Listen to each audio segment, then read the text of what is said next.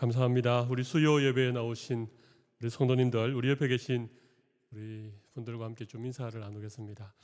우리 주님의 이름으로 사랑하고 축복합니다. 서로 한번 인사하겠습니다.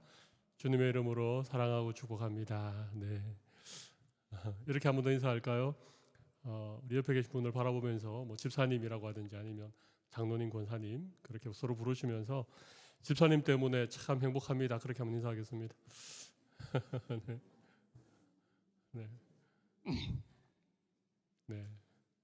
별로 옆에 계신 분 때문에 행복하지 않으신 분들이 꽤 계신 것 같습니다. 네. 특별히 부부간에 앉으신 분들은 더 어색하신 것 같아서요. 네. 우리 오늘 말씀은 출애굽기 20장 7절 한 절 말씀만 우리 십계명 우리 세 번째 계명이 되겠습니다. 우리 출애굽기 20장 7절 한 절 같이 읽겠습니다. 너는 내 하나님 여호와의 이름을 망령되게 부르지 말라. 여호와는 그의 이름을 망령되게 부르는 자를 죄 없다 하지 아니하리라. 아멘. 우리 오늘 우리 십계명 세 번째 계명 잘 아는 말씀이죠. 내 하나님 여호와의 이름을 망령되게 일컫지 말라. 망령되게 부르지 말라. 그런 말씀입니다. 이 말씀은 뭐 굳이 제가 길게 설명을 드리지 않아도 어떤 의미를 담고 있는지, 또 우리의 믿음 생활 속에서 하나님의 이름을 우리가 어떻게 부르고 또 그분의 이름으로 살아야 될 것인지, 이런 말씀들을 우리에게 잘 알려주고 있다고 생각을 합니다. 오늘 강의안을 제가 한 면만 준비를 했습니다. 지난 수요일에 한 면만 준비해서 이렇게 해보니까 시간도 적절하고 또 필요한 내용도 다 담긴 것 같아서 오늘 또 한 면에 정리를 했습니다. 서론 부분을 제가 한번 읽어볼 테니까 여러분 받으신 강의안을 참고해 주시면 좋겠습니다. 십계명은 구속받은 주의 백성들의 삶에 대한 명령입니다. 하나님과의 관계가 우선되어야 합니다. 그래서 첫 번째 네 계명 하나님에 대한 계명이고, 나머지 6계명은 사람에 관한 계명이지요. 이것이 잘못되면 대인관계도 문제가 생기게 됩니다. 하나님과의 관계가 항상 우선이라고 하는 것입니다. 대인관계가 아무리 좋아도 하나님과의 관계가 문제가 생기면 그 사람과의 관계가 오래 지속될 수가 없는 것이지요. 1에서 4계명은 하나님을 사랑하라는 말씀 속에 다 담겨져 있습니다. 로마서 13장 10절에 보면 사랑은 율법의 완성이니라. 모든 율법은 사랑 안에 들어있고 사랑을 통하여 이루어진다는 것입니다. 1계명에서 4계명까지를 한마디로 줄이면 하나님을 사랑하라. 목숨을 다하고 뜻을 다하고 내 모든 것을 다하여 하나님 사랑하라. 그런 계명이지요. 하나님을 사랑하는 것의 본질은 뭐라고요? 하나님을 사랑하는 것의 본질은 예배입니다. 예배. 그래서 1계명은 우리가 예배할 대상이 누구신가? 예배의 대상에 관한 계명입니다. 하나님 외에는 다른 것을 예배해서는 안 됩니다. 두 번째 계명은 하나님을 어떻게 예배할 것인가? 예배의 방법에 관한 계명이지요. 어떤 형상을 만들지 말고 어떤 것 앞에도 절하지 말고 하나님의 그 어떤 것도 숨기지 말라.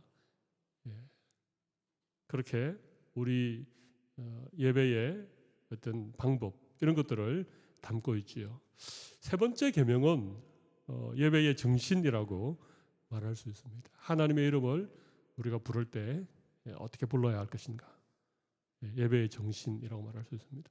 첫 번째 계명은 예배의 대상에 관한 계명, 두 번째는 예배의 방법에 관한 계명, 세 번째 계명은 예배의 정신에 관한 계명이다. 이렇게 어떤 신학자가 정리를 한 것을 제가 참고해서 여러분에게 말씀을 드립니다. 세 번째 계명은 그분의 이름에 합당한 영광을 돌릴 것을 명령한다는 것입니다.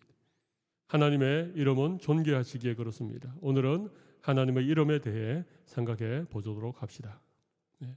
여러분, 이름이라고 할 때 하나님의 이름을 망령되이 부르지 말라. 하나님의 이름, 내 하나님 여호와의 이름이라고 할 때 이 이름 속에는 크게 두 가지 의미가 내포되어져 있습니다. 하나는 존재에 관한 것입니다. 아이덴티티, 누구인가. 저의 이름은 김철우죠, 그죠? 제 이름 속에 저의 존재가 담겨 있는 것입니다. 네. 그리고 또 한 가지는 그분의 본질과 성품, 퍼스널리티에 관한 의미를 담고 있는 것입니다. 그분이 어떤 분인가, 그분의 성품은 어떤가, 이런 것들이 담겨져 있다는 것이죠. 하나님의 이름에는 하나님 자신의 신적 성품과 영원 자존하심이 담겨져 있습니다. 그러므로 이름을 부르는 것은 단순한 호칭을 넘어 그 존재와 성품에 대한 생각이 담겨져 있는 것입니다.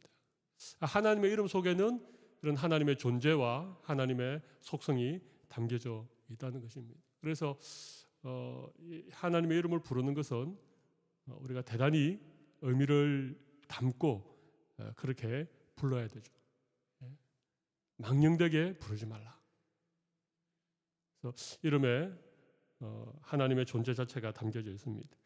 사람들의 이름은 그것을 지어준 사람의 바람이나 어떤 특징 등이 포함되어 있지만 하나님의 이름은 스스로 가지신 것이기에 그분의 존재와 성품이 담겨져 있다. 하나님의 이름을 누가 지어준 것이 아니죠. 물론 사람들이 하나님을 다양하게 불렀습니다.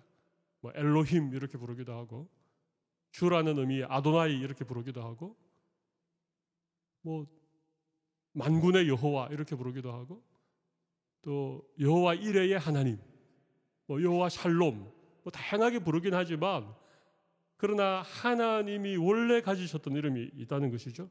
그 이름 속에는 하나님의 존재와 하나님의 성품이 담겨져 있는, 그렇다는 것입니다. 모세라고 하는 이름의 뜻은 뭔지 아십니까? 물에서 건져냈다, 그런 의미죠, 그죠? 모세.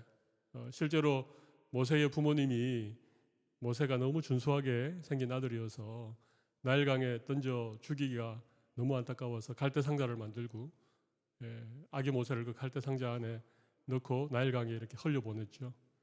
마침 그때 이 목욕하러 나왔던 바로의 공주가 그 갈대상자를 발견하고 모세를 건져냅니다. 그래서 그 이름을 모세라고 하는 거죠. 모세라고 하는 이름 속에는 이렇게 물에서 건져냈다, 그런 의미가 담겨져 있는데, 이 모세의 이름이 단순히 그냥 나일강에서 건졌다고 모세가 된 것이 아니라 실제로 모세는 나중에 자기 동족 이스라엘을 애굽으로부터 건져내는, 모세라고 하는 이름 속에 담겨져 있던 그 의미들이 그의 삶을 통해서 이렇게 어떤 사역의 열매로 나타나는 이런 경우들이 있다는 것이죠. 여러분, 야곱이라고 하는 이삭의 아들, 쌍둥이 둘째의 이름의 뜻이 뭡니까? 야곱. 발꿈치를 잡았다, 그런 뜻을 가지고 있죠. 발꿈치를 잡았다. 이게 엄마 뱃속에 쌍둥이로 있었는데 형보다 먼저 나오려고 먼저 나가는 에서의 뒷발꿈치를 잡고 따라 나왔던. 그래서 에서와 야곱은 일란성인지 이란성인지는 모르겠지만 아마 거의 동시에 태어난 쌍둥이인 것 같아요. 야곱은 그의 이름에 담겨 있는 의미처럼 좀 악착 같은, 그죠? 절대 남에게 뺏기지 않는, 뭘 하나를 하면 정말 최선을 다하는 그런 어떤 모습을 그의 평생토록 보여주었지요. 여러분, 예수님의 이름의 뜻은 어떤 의미입니까? 구원이라는 뜻이죠. 구원. 그래서 예수님이 마리아의 모태에 있을 때부터 천사가 태어날 아기의 이름을 모세라 하라, 이름을 미리 이렇게 정해준, 그래서 정말 그 이름대로 백성들을 죄에서 구원하시는 그런 구세주의 삶을 사셨던 것이죠. 사실 누군가 이름을 만들고 그 이름을 부른다는 것은 다양한 의미가 사실 담겨져 있는 것입니다. 제 이름은 철자, 우자인데 철자는 밝을 철자고 우자는 도울 우자입니다. 저희 아버님이 제 이름을 지으셨는데 밝게 도우면서 살아라. 뭐 잘 돕고 있는지는 모르겠지만 그래서 저는 아버님이 앞으로 어떤 삶을 살 것인지를 조금 예견하지 않았나 그런 생각도 해봅니다. 저 외사촌 중에 큰 외삼촌 댁에 누나들이 많습니다. 그 집에 딸이 5인데 첫째 누나의 이름은 한숙이였고 둘째 누나 이름은 향숙이었고 셋째 누나 이름은 현숙이었는데 이 아들이 태어나기를 간절히 바랬는데 넷째도 딸이 태어났습니다. 저희 외삼촌은 참고로 대학 교수님이셨습니다. 근데 넷째 딸의 이름을 뭐라고 지었는가 하면 말레라고 지었습니다. 말숙이라고 하는 게 얼마나 다행스러운지 모르겠어요. 말레라고 하는 건 아마 이제 그만해라. 마지막 딸이다 이런 의미로 그렇게 이름을 지은 것 같아요. 그래서 옛날에 아무튼 그 말레라고 하는 이름이 흔한 이름도 아니고 그래서 굉장히 놀려먹었던 그런 기억이 있습니다만은 그리고 5째 아들이 태어났습니다. 지금 미국에서 목회를 하고 있는 저랑 1살 터울의 사촌 동생인데 그리고 그 밑에 또 딸이 태어났습니다. 5번째 딸이 태어났는데 그 5번째 막내딸의 이름이 필할 필자의 필레입니다. 필레. 그래서 말레 필레 이렇게 뭐 저희 외삼촌님이 천국 가시고 뭐 제가 오늘 여기 사는 얘기를 듣지는 않을 테니까 아무튼 그 이름이 다 있죠, 그죠? 여러분들도 아마 이름 속에 담겨 있는 의미들이 있을 것입니다. 하나님의 이름에도 의미가 내포되어져 있습니다.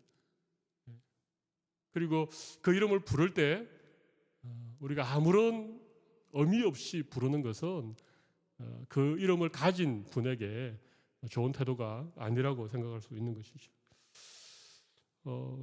우리 특별히 대표적인 하나님의 이름이 한 3가지 정도 우리가 기억해 볼 것이 있는데 제가 유인물에 3가지를 기록해 두었습니다. 대표적인 하나님의 이름은 첫 번째는 엘로힘입니다. 엘로힘. 엘이라고 하는 것이 신이라는 뜻입니다. 신, 엘. 그런데 엘로힘 하면 엘이라고 하는 단수의 강세 복수형입니다. 근데 이건 복수의 의미라기보다는 사실은 그냥 여러 신들 중에 하나의 신이 아니라 엘로힘이라고 하면 유일하신 하나님 그런 의미로 엘로힘이라고 그렇게 하나님의 이름을 많이 부릅니다. 이건 가장 일반적인 하나님에 대한 이름일 것입니다. 엘로힘, 그죠? 엘로힘, 하나님. 성경에 하나님이라고 한글로 번역되어진 그 이름의 헬라어는 대부분, 히브리어는 대부분 엘로힘입니다. 가끔 엘로 표기된 것이 있긴 있습니다만 거의 대부분은 엘로힘이라고 그렇게 기록되어져 있습니다. 그냥 사람들이 가장 쉽게 부를 수 있고 가장 친숙하게 부를 수 있는 이름이 하나님이죠, 그죠? 하나님, 엘로힘 그렇게 하는 것입니다. 우리 개신교는 하나님이라고 하죠. 천주교에서는 뭐라 그래요? 하느님 이렇게 하죠. 하느님은 못 들어보셨습니까? 제가 가끔 제가 제자 훈련 같은 걸 이렇게 시키면 뭐 큐티 과제나 또 어떤 책을 읽고 어떤 그 독후감 같은 것을 과제로 내어주면 아니면 뭐 이렇게 본인이 생활 일기 같은 거, 영성 일기 같은 거 적어오게 만들면 제자 훈련 받는 분들 중에 하나님을 하느님이라고 기록하는 분들이 간혹 계세요.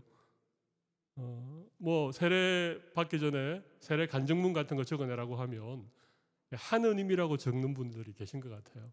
여러분 어떻게 생각하십니까? 하나님이 맞습니까? 하느님이 맞습니까? 둘 다 맞습니까? 모르겠습니까? 네. 하나님이라고 할 때 여기 하나님은 하나님의 그 한 분이심을 유일하신 하나님이라고 하는 그런 의미를 많이 담고 있습니다. 하나님 할 때. 그래서 우리 개신교는 하나님이라고 하는 하나님의 이름을 계속 고집하고 있습니다.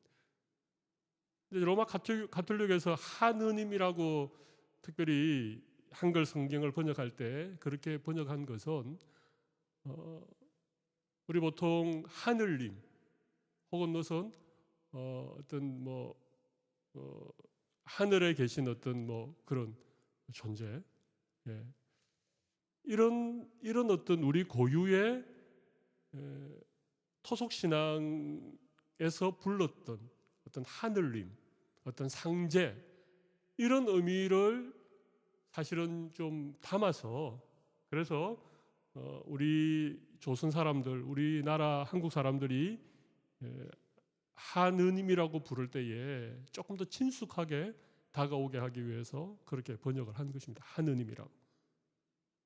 그래서 하느님이라고 할 때는 하늘님이라고 하는 그런 의미가 담겨져 있는 것입니다. 천주교는 이렇게 토착화하는 그런 종교이기 때문에 그렇습니다. 어떤 나라의 어떤 이런 문화나 토속적인 신앙이나 이런 것들을 이렇게 많이 받아들이고 또 필요하면 이렇게 좀 서로 절충해서, 그래서 사실 천주교가 처음 조선에 전해졌을 때에는요, 제사 문제 때문에 엄청난 박해를 받았습니다. 그죠? 우리가 알고 있는 것처럼. 근데 그 뒤에 천주교는 제사를 허용합니다. 예. 왜냐하면 이게 토착화 때문에 그렇습니다. 예. 선교하는 그 지역의 문화나 그들의 토착 종교를 존중하고, 예. 그것을 일부 수용하는 그런 어떤 선교 정책이 변화되면서 천주교는 이제 제사를 허용하죠. 그죠? 그리고 하느님이라고 그렇게 부르기도 하죠. 그죠? 네. 저는 어떤 것이 맞다, 틀리다 이런 관점으로 접근하기보다는 적어도 우리는 성경에서 말하고 있는 유일하신 하나님, 네. 좀 우리에게 낯설긴 하지만 우리 예수 믿는 우리들이 하나님이 너무 익숙한 그런 하나님에 대한 이름이지만 하나님을 모르는 불신자들에게 있어서는 그게 좀 낯선 이름이긴 하지만 성경에서 말하고 있는 그 어떤 엘로힘이라고 하는 이 유대 백성들이 유일하신 하나님을 섬겼던, 그리고 그들이 그렇게 불렀던 그 의미를 담고 있는 그런 이름으로 번역해서 하나님이라고 그렇게 부르는 것이죠. 근데 이제 천주교는 하늘님 혹은 상제, 이런 우리나라에 오랫동안 내려왔던 이런 어떤 토속 신앙에서 불렀던 어떤 그런 신에 대한 그런 이름과 조금 뉘앙스를 비슷하게 해서 조금 더 사람들에게 친숙하게 그렇게 다가가게 하기 위해서 하나님 대신 하느님이라고 번역을 한 것이죠. 애국가의 원래 가사는 하나님으로 되어 있습니다. 그 뒤에 이렇게 애국가가 조금씩 변해져 내려오면서 하느님이라고 이렇게 바뀌게 된 것이죠. 자, 아무튼 중요한 얘기는 아닙니다만은 가장 대표적인 이름은 엘로힘, 하나님이라고 하는 것입니다. 그리고 천주교가 하느님이라고 부르는 이유에 대해서도 제가 잠깐 설명을 드렸습니다. 또 한 가지는 뭘까요? 또 한 가지는 아도나이라고 하는 게 있습니다. 아도나이. 이 아도나이는 주인님 그런 뜻입니다. 주 그런 뜻입니다. 그래서 구약 성경에 보면 주라고 하나님을 부를 때가 있습니다. 다윗도 하나님을 주라고 자주 그렇게 고백하고, 주 하나님, 주 여호와, 이렇게 주와 하나님 혹은 주와 여호와를 함께 호칭으로 부르는 경우도 다 여러 번 등장합니다만은 그냥 주라고, 그냥 주님 혹은 주라고만 그렇게 부르는 경우도 성경에 상당히 많이 등장하고 있습니다. 아도나이라고 하는 그런 히브리어죠. 주님 그런 뜻입니다. 헬라어로는 큐리오스 그렇게 되겠죠, 그죠? 큐리오스, 주 그렇게 될 것입니다. 그리고 또 한 가지 하나님의 이름 가운데 아주 독특한 것이 하나 있습니다. 그게 뭔가 하면 우리 오늘 출애굽기 20장 7절에도 나타나는 것처럼 여호와라고 하는 하나님의 이름이죠. 이 여호와라고 하는 이름은 하나님이 모세에게 나타나셔서 친히 당신의 이름을 알려주신 것이죠. 모세가 내가 이스라엘 백성들에게 가서 하나님 나라를 보내셨다고 그렇게 내가 얘기할 텐데 백성들이 당신의 이름을 물으면 내가 뭐라고 해야 되겠습니까? 그러자 하나님께서 나는 여호와니라. 나는 스스로 있는 자니라. 그 스스로 있는 자라고 하는 의미가 여호와라는 의미입니다. 근데 간혹 용어를 하나님이 여호와를 야훼라고 부르기도 하죠, 그죠? 야훼, 여호와 둘 다 맞습니다. 둘 다 무엇을 사용해도 그게 상관이 없지만 조금 보수적인 교회에서는 여호와라는 익숙한 명칭을 더 많이 사용합니다. 조금 진보적인 특별히 순복음 교회도 야훼로 많이 씁니다. 야훼, 그죠? 침례교회에서는 세례 요한이라고 하지 않고 침례 요한이라고 하죠. 침례교회에서 신앙생활을 하셨던 분들 계십니까? 지금 침례 요한이라고 반드시 그렇게 얘기합니다. 성경 읽을 때도 침례 요한이 뭐 이렇게 합니다. 침례를 베풀 때 그렇게 합니다. 순복음 교회는 야훼라고 많이 씁니다. 아마 순복음 교회에서도 여호와라고 썼던 경우도 아마 있을 텐데, 특별히 여의도 순복음 교회 조목사님과 또 여의도 순복음교회 출신 목사님들은 대부분 야훼라고 씁니다. 그분이 그렇게 쓰기 때문에. 그리고 조금 진보적인 그런 개신교회에서도 야훼라고 하는 이름을 여호와보다가 훨씬 더 많이 사용을 합니다. 왜 이렇게 혼란해 왔을까요? 왜 한편에서는 야훼라고 하고 또 한편에서는 여호와라고 할까요? 이유는 여러분들 아시죠? 아마 여러 번 얘기를 들었을 텐데 또 잊어먹을 것을 가능성이 많아서 제가 다시 한번 설명드리면, 아무튼 이 하나님이 모세에게 알려준 나는 스스로 있는 자니라, 이 하나님의 이름, 이 이름을 유대인들이 감히 부를 수가 없었습니다. 왜냐하면 하나님의 본명이니까요. 그렇게 부르지 않아도 뭐 엘로힘이라고 부를 수도 있고 아도나이라고 부를 수도 있는데 굳이 이름을 하나님의 본명, 하나님의 이름을 부르는 것을 좀 두려워했던 것이죠. 하나님을 경외하니까. 그죠? 그래서 이 이름을 가급적이면 안 부르려고 많이 노력을 했습니다. 뭐 성경을 이렇게 손으로 베껴 적는 필사가들이 이 하나님의 이름을 이렇게 필사할 때 어떤 사람들은 점으로 찍기도 하고 아예 그것을 블랭크 그냥 비워두기도 하고, 어쩔 수 없이 그 이름을 다시 기록할 땐 뭐 여러 가지 이렇게 다시 옷 매무새를 다진다든지 자세를 바로 잡는다든지 뭐 아무튼 그렇게 좀 경건하게 그렇게 이름을 기록할 만큼 하나님의 본명에 대해서는 두려움을 가지고 있었죠. 그러다 보니까 이 이름을 자주 부르지 않고 자주 사용하지 않고 자주 발음하지 않다 보니까 이 발음이 불분명해지기 시작한 거예요. 사실은 히브리어는 모음이 없거든요. 자음으로만 되어진 알파벳입니다. 히브리어는 모음이 없고 자음만으로 구성되어진 언어입니다. 히브리어에 모음 부호를 붙인 것은 훨씬 지난 그런 시대에 그 서기관 학파 가운데 하나인 마소라 학파라고 하는 사람들이 히브리어가 점점 불분명해지니까 거기에 모음 부호를 만들어 붙인 거죠. 그러다 보니까 이 하나님의 이름이 조금 발음이 분명치 않게 된 것입니다. 좀 더 구체적으로 뭐 이게 아도나이의 모음을 이 하나님의 이름에 갖다 붙여서 발음을 못하게 했고, 그렇게 못하게 하는 걸 억지로 발음한 것이 여호와고, 원래 히브리어를 제대로 발음하면 야훼 쪽에 가깝다, 그런 얘기도 합니다. 저도 뭐 그 부분이 상당히 일리가 있다고 생각을 합니다. 근데 우리가 어떤 게 맞을까요? 그냥 하나님의 이름을, 하나님께서 가르친 하나님의 본명을 우리가 안 부르는 게 맞을까요? 아니면 이왕 부르면 정확하게 부르는 게 맞을까요? 아니면 이 하나님의 이름을 두려워해서 하나님의 이름에다가 아도나이라고 하는 모음을 붙여서 발음한 여호와, 이렇게 부르는 게 맞을까요? 어떤 게 좋을 것 같습니까? 네.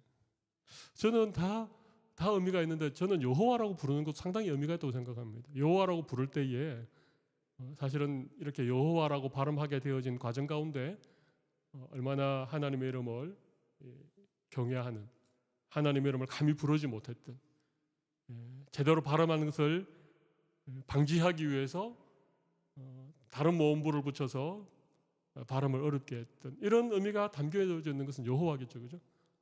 그래서 여호와라고 부르는 것을 저는 훨씬 친숙하기도 하고 저 개인적으로는 그렇게 부르고 싶습니다. 저는 야훼 이렇게 하는 건 왠지 여전히 좀 어색한 것 같습니다. 여호와. 아무튼 여호와는 하나님이 스스로 당신의 이름을 우리 인간들에게 가르쳐 주신 하나님의 본명. 그죠? 저를 부를 때 목사님 이렇게 부를 수 있잖아요. 우리 장로님들 계신데 장로님 부를 때 장로님 이렇게 부를 수 있죠? 뭐 장로님이 여러 계시니까 뭐 김 장로님, 뭐 임 장로님, 방 장로님 이렇게 이제 성까지는 붙여서 부를 수 있는데 이름을 만약에 부를 때에는 반드시 어떻게 불러야 됩니까?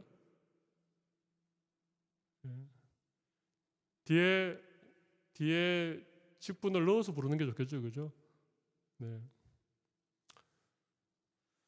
저보고 뭐 김초루 이렇게 부르면 좀 그렇잖아요, 그죠? 뭐 제 고등학교 동기들은 저보고 뭐 초루야 이렇게 부르기도 하고 그렇지만 이게 그런 거. 그래서 여호와라고 할 때는 여호와 하나님 혹은 주 여호와 이렇게 많이 부르는 것 같아요. 성경에도 보면 여호와만 따로 그렇게 부르는 경우는 그렇게 잘 찾아보기 어려운 것 같다는 생각이 들기도 합니다. 자, 이렇게 말씀을 드렸습니다. 제가 밑에 있는 여호와에 관한 얘기도 이미 드렸습니다. 여호와, 그죠? 여호와 I am I, 나는 나다, 혹은 I am who I am, 나는 스스로 있는 자, 그런 뜻입니다. 그리고 주라는 명칭으로 그렇게 대체되기도 하고 또 혹은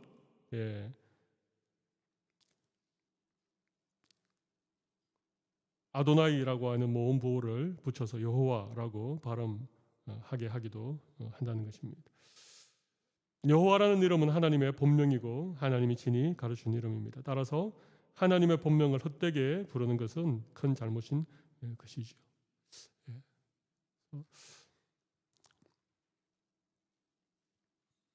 자, 여기까지는 되셨습니까? 하나님의 이름, 특별히 여호와.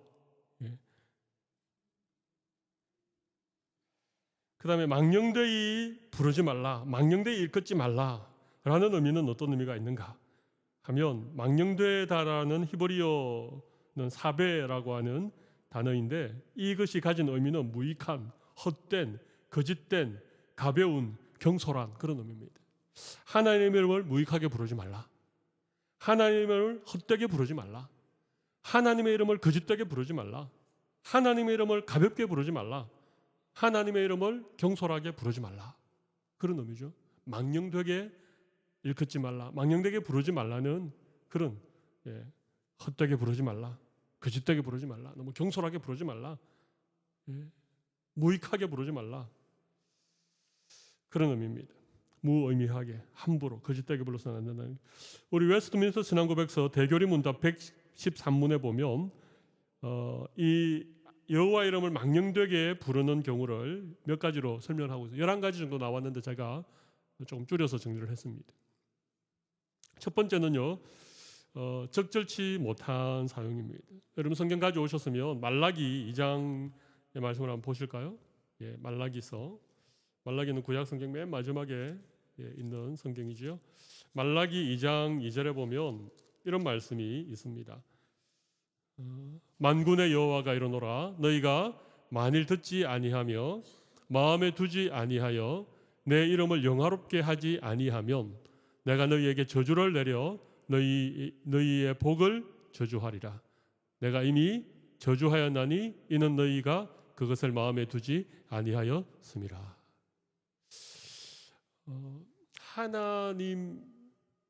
하나님의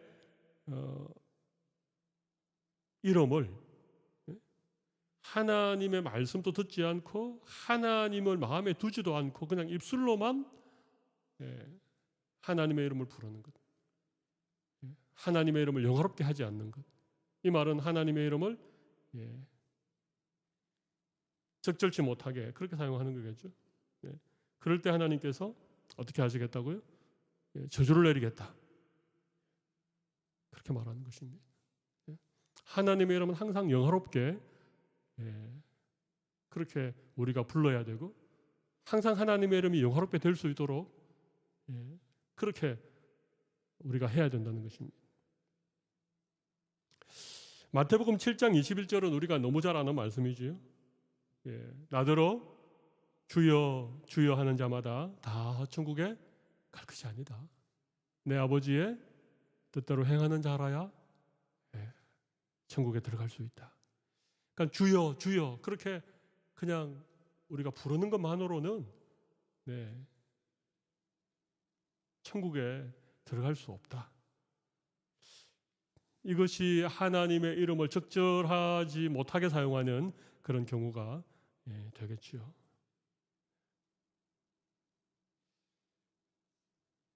이해가 되십니까? 그냥 아무 의미 없이 입으로만 주여 주여 하는 것.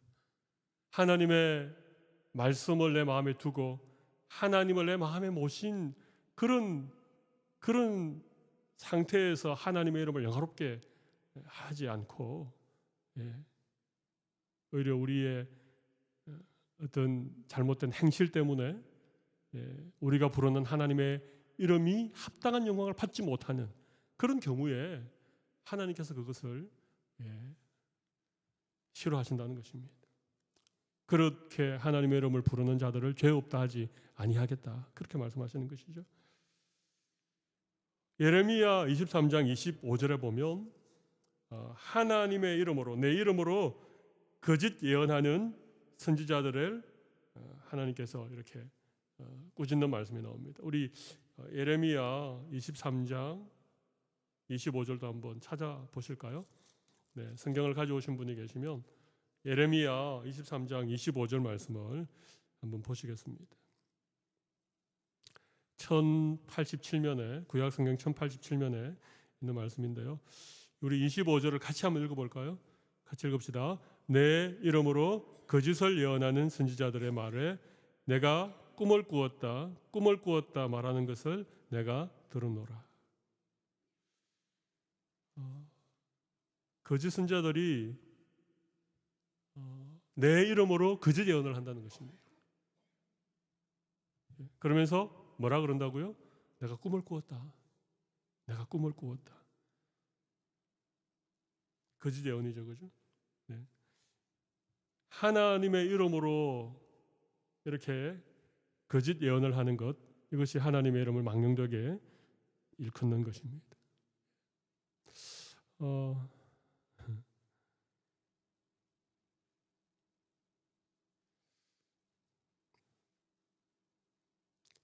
정말 꿈을 꿨을까요?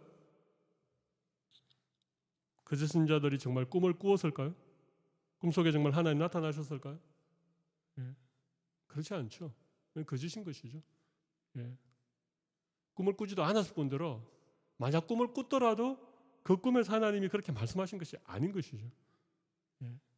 단지 자기들이 어떤 얘기를 하는 것에 하나님의 이름을 빌려서 꿈속에서 마치 하나님이 나타나셔서 말씀하신 것이냐, 하나님의 이름을 빙자해서 자기가 하는 거짓 예언의 어떤 진실성을 그렇게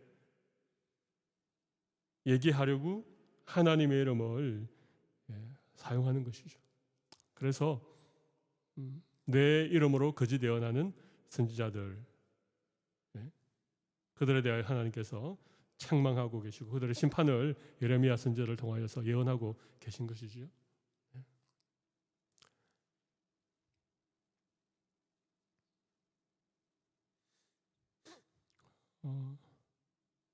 이 시대에도 거짓 선지자들이 있었지만 오늘 우리 시대에도 이런 꿈을 빙자한 네, 뭐 내가 주님의 음성을 들었는데. 예. 근데 성경 말씀 기록되어진 하나님의 말씀이 저는 우선이라고 생각합니다.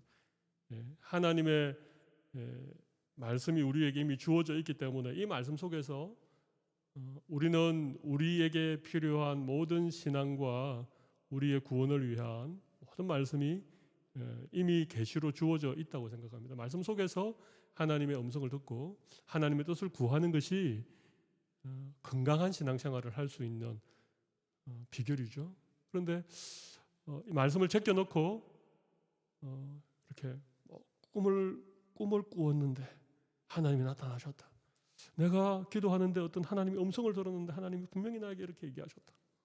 그렇게 얘기를 하는 것은 굉장히 위험하고, 만약 그렇게 아무튼 내가 뭐 꿈에서 봤든지 기도 가운데 음성을 들었든지 그것이 하나님 기록되어진 하나님의 말씀과 비교해 볼 때 하나님의 말씀과 위배되지 않는다면, 그죠? 네.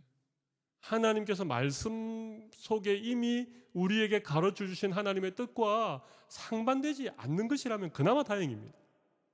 정말 그나마 다행인데, 만약에 말씀과 전혀 상관없거나 한 걸음 더 나아가서 말씀과 상반되는 어떤 그런 하나님의 음성을 듣게 된다면 그건 정말 심각한 것이고, 그건 참 두려운 것이고, 그것은 하나님의 말씀을 떠나서 잘못된 길로 나아갈 수밖에 없는, 결국은 잘못된 길을 걸을 수밖에 없는 굉장히 심각한 것이죠.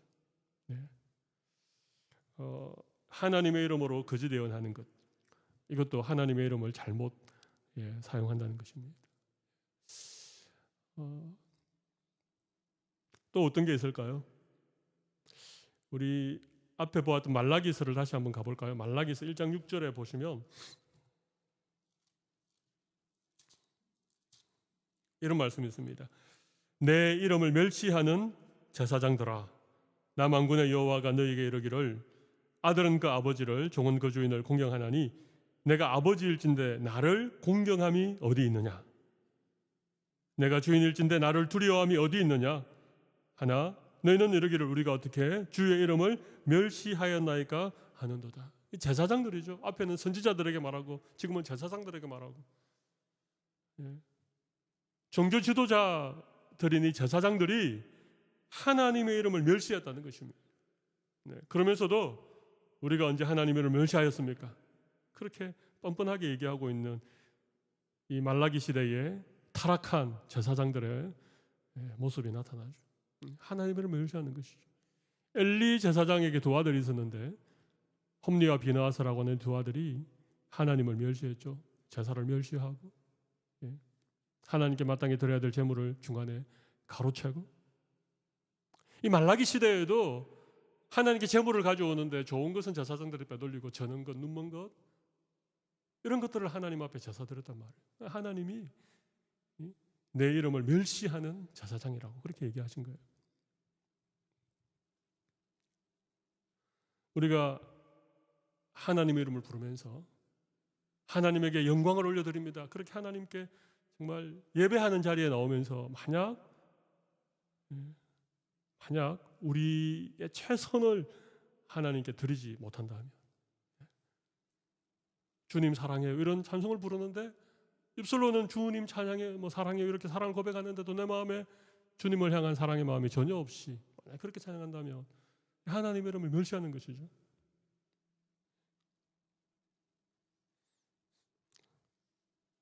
이런 것이 하나님의 이름을 왕령되이 일컫는 거라고 얘기할 수 있습니다. 레위기 24장 11절에는 여호와의 이름을 모독하며 저주함으로 그런 말씀이 나옵니다. 하나님의 이름을 모독하는 그 이스라엘 여인의 아들이 여호와의 이름을 모독하며 저주함으로, 그죠? 이 애굽 아버지와 이스라엘 여인 사이에서 태어난 이 아들이 하나님을 당연히 알고 있는 이 애굽 아버지와 이스라엘 여인 사이에 난 이 아들이 하나님의 이름을 모독했다는 것입니다. 네. 그래서 백성들이 돌을 쳐서 하나님의 이름을 모독하고 저주하는 그 이스라엘 여인의 아들을 쳐 죽이는 그 얘기가 레위기 24장에 나옵니다. 블레셋의 키가 3미터가 되는 장수 골리앗이 밤낮으로 이스라엘 백성들 앞에 모습을 드러내면서 하나님을 저주하죠. 하나님을 모독하죠. 그때 전부 다 그 골리앗 앞에 쫄아가지고 말이죠. 아무도 찍소리 못하고 그렇게 있을 때 소년, 17살 정도밖에 되지 않았던, 아직까지 얼굴에 붉은기가 빠지지 않았던 소년 다윗이, 그 골리앗이 이스라엘 군대의 하나님 여호와 이름을 모욕하는 것을 듣고 분기탱천해가지고 물맷돌을 들고 골리앗 앞에 나가면서 뭐라 그럽니까? 내가 모독하는 이스라엘의 하나님 여호와 이름으로 내가 내게 나간다. 그래서 골리앗이 어떻게 됐습니까? 하나님을 모독하다가 그 물맷돌이 이마에 정통으로 맞아서 소년이 던진 조그마한 물맷돌 하나에 3미터가 넘는 그 구인 골리앗이 쓰러져 버렸죠. 하나님의 이름을 모독하면 안 됩니다. 우리는 영어권에 살고 있기 때문에 특별히 조심해야 됩니다. 제가 꽤 지난 일입니다만은 자동차를 이렇게 정비하는, 그것도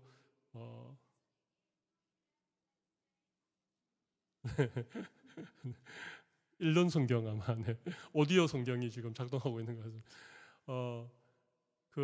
특별히 외제차, 비싼 외제차 정비를 하는 그런 이제 카센터를 오픈하는 날 제가 이제 개업 예배 설교를 하러 갔는데 제가 깜짝 놀랐습니다.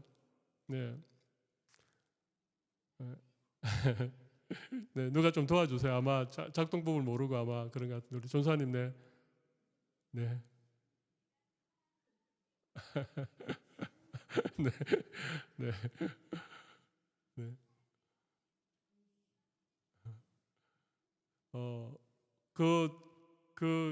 제가 이런 얘기 들어도 될지 모르겠지만 거기가 장로님 아들이었습니다. 장로님 아들이었고 신앙생활을 잘 하지 않는. 그래서 제가 계속 기도하고 또 이제 장로님 자제분인데 신앙생활을 안 하기 때문에 마침 개업을 한다 그래서 좀 억지로 제가 겸사겸사해서 좀 개업 예배를 핑계로 가서 좀 이렇게 얘기도 하고 복음도 전하려고 그렇게 어렵사리 개업 예배하러 그 카센터에 딱 갔는데 그 카센터 상호가 말이죠. OMG예요. OMG. 그래서 제가 저게 대체 뭔가? 제가 설마 이러면서 제가 물어봤더니 오 마이, 그다음에 G는 제가 얘기하지 않겠습니까? 제가 예배를 드려야 되나 말아야 되나? 제 아내도 같이 갔는데 정말 황당했습니다. 그래서 제가 그 장로님 아들에게 이왕이 상호를 썼으니까 어떤 의미로 썼는지 모르겠지만 정말 하나님께 정말 나의 하나님, 오 나의 하나님 날 그런 마음으로, 영어에 그거 말고 그냥 정말 나의 하나님 그런 마음으로 하나님 의지하고 그렇게 경영을 잘하라, 그렇게 제가 권면을 하고 돌아왔던 기억이 있는데요. 사실은 이게 그냥 비속어잖아, 그죠? 그리고 우리 예수님의 이름을 넣어서도 약간 감탄문 같지만 조금 더 이렇게 좀 더 나쁘게 사용하고 있는 그런 것도 있고요. 근데 이런 것들 정말 우리가 조심해야 되죠. 우리 한국말에도 있죠, 그죠? 마소사 이런 거 있잖아요, 그죠? 이것도 사실은 아무 의미 없이 그냥 하나님의 이름을 사용하는 것이니까요. 조심해야 되는 것이죠.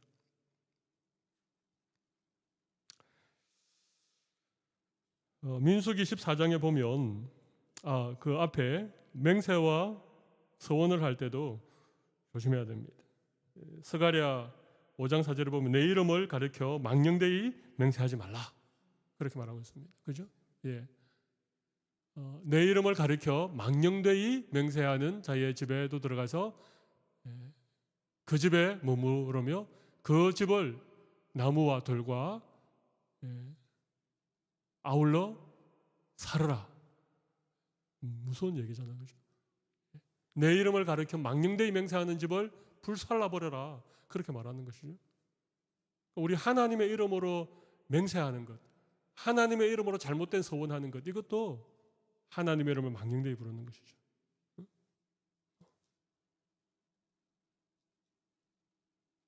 내가 뭐 하나님의 이름으로 이렇게 얘기하는 게 정말 조심해야 될 것이라는 거예요. 내가 뭐 하늘을 두고 맹세하는데, 뭐 하늘을 두고 맹세하는 것은 모르겠습니다만은, 내가 뭐 하나님께 맹세하건대 이렇게 얘기하는 것은 우리가 결코 사용하지 말아야 될 말씀이라고 하는 것이죠. 레위기 19장 12절에도 보면 너희는 내 이름으로 거짓 맹세함으로 내 하나님의 이름을 욕되게 하지 말라. 그렇게 말하고 있죠. 이 십계명 3계명과 똑같죠. 너희는 내 이름으로 거짓 맹세함으로 내 하나님의 이름을 욕되게 하지 말라. 나는 여호와 아니라. 하나님의 이름으로 거짓 맹세하지 말라. 또 하나는 외식하는 것입니다. 외식. 외식하는 것은 이사야 29장 13절 말씀에 나와 있습니다. 이 백성이 입으로는 나를 가까이하며 입술로는 나를 공경하나 그들의 마음은 내게서 멀리 떠나나니 그들이 나를 경외함은 사람의 계명으로 가르침을 받았을 뿐이니라. 입으로는 하나님을 가까이하고 입술로는 하나님을 공경하는 것 같은데 마음에는 전혀 그렇지 않다는, 이게 외식이죠. 마음은 없는데 그냥 입으로만 그렇게 하나님을 공경하는 것처럼 하는 것, 이것도 하나님의 이름을 망령되이 부를 수 있다는 것입니다.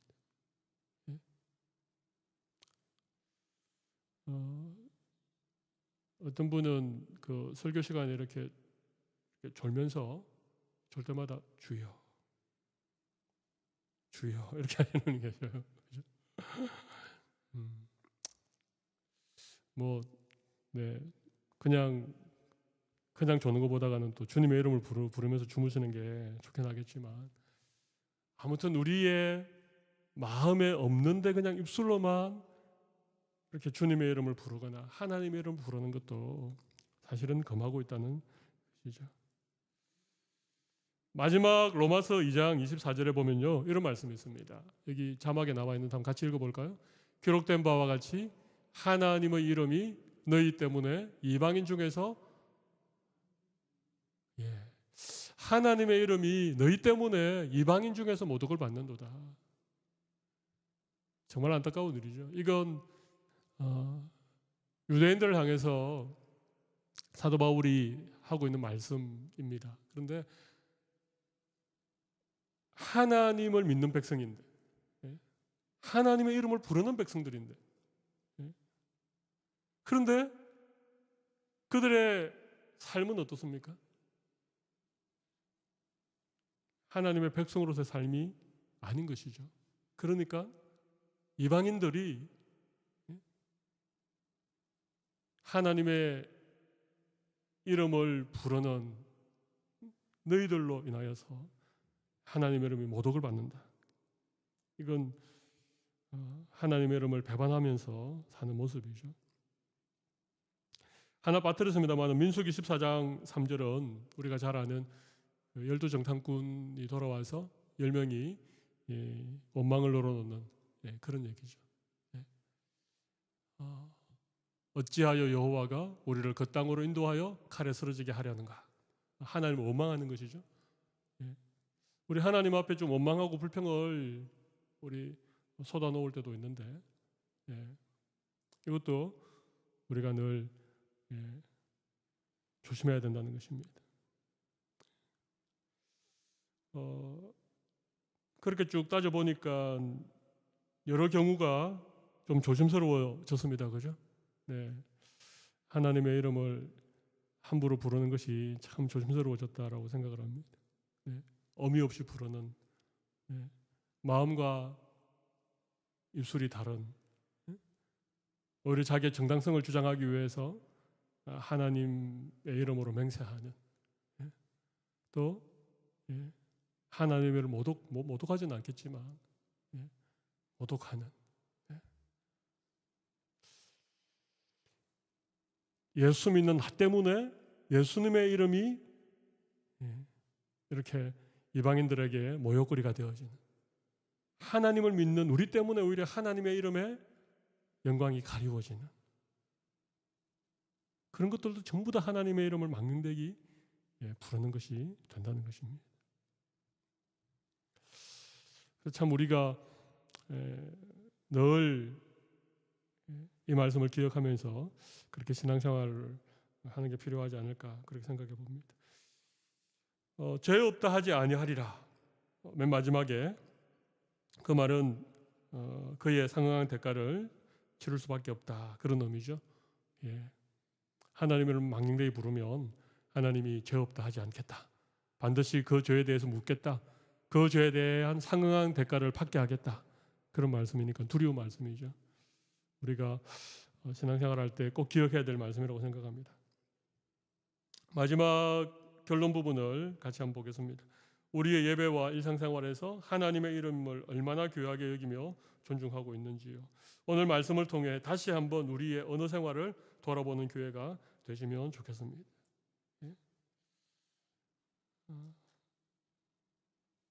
오늘 우리 제3계명을 배웠는데 솔직하게 이거 내가 하나님의 이름을 헛되게 망령되게 그렇게 불렀을 때가 있었을 것 같아. 아마 그런 생각들이 여러분에게 드실지 모르겠습니다. 나는 지금까지 하나님의 이름을 한 번도 그렇게 부른 적이 없어. 그럼 너무 감사한 일이고요. 그러나 혹 지금까지 잘 모르고 별 생각 없이 그냥 습관처럼 그렇게 하나님의 이름을 불렀다면 우리가 오늘 3계명에 대해서 공부를 우리가 지금 했기 때문에 앞으로는 하나님의 이름을 부를 때마다 그분의 존재와 그분의 성품과 그분의 모든 것들이 담겨져 있는 이름이라고 하는 그런 생각을 가지고 하나님의 이름을 합당하게 부를 수 있는 우리 모든 성도들이 되시면 정말 좋겠습니다. 특별히 우리는 신앙생활을 하고 또 예배드리고 교회생활을 하기 때문에 하나님의 이름을 부를 때가 참 많습니다. 여러 경우에 우리가 하나님의 이름을 어떤 형태로든지 부를 때마다 우리의 입술을 통해서 불리어지는 그 이름이 결코 잘못 불리어지는 일이 없도록 그분의 이름에 합당한 그런 어떤 의미와 합당한 영광과 합당한 존귀를 그 이름에 담아서 그렇게 하나님의 이름을 부르는 그런 어떤 진지한 좀 우리의 마음에 좀 조심성을 가지고 있는 그런 모습으로 우리가 하나님의 이름을 부를 수 있는 우리 성도들이 되시면 좋겠습니다. 이 시간 제가 한번 기도하고 마무리하도록 하겠습니다.